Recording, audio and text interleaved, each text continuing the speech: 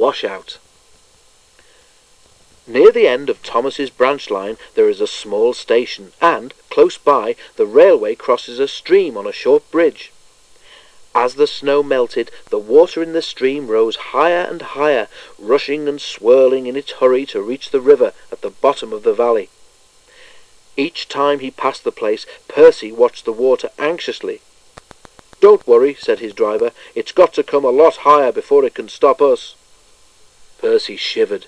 He could remember the time when he'd been stuck in a flood. He had got very cold and very wet. Next morning, Toby came up from the harbour. "No problem with the stream," he said cheerfully. "The water is much lower today." "That's good," said Percy. He set off happily with Annie and Clarabel, and when they stopped at the small station, Percy looked carefully at the stream. His driver went to look too. Toby was right. The water level was much lower.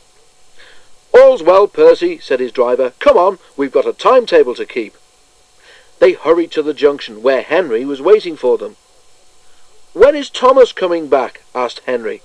"If he does," he added, "I shouldn't be surprised if he decides to stay as a museum piece. He's old enough."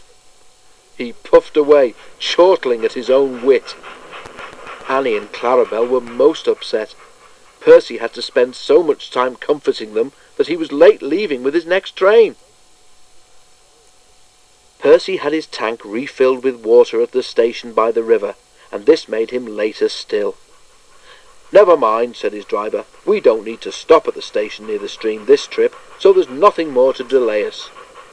They reached the stream quickly, but as Percy ran onto the bridge, he felt it sink slightly under his wheels.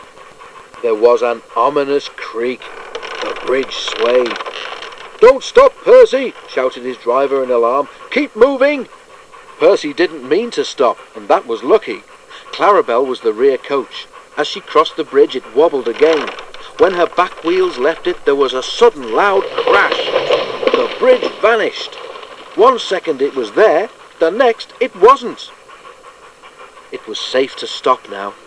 Percy's driver put on the brakes, and the fireman ran back to look.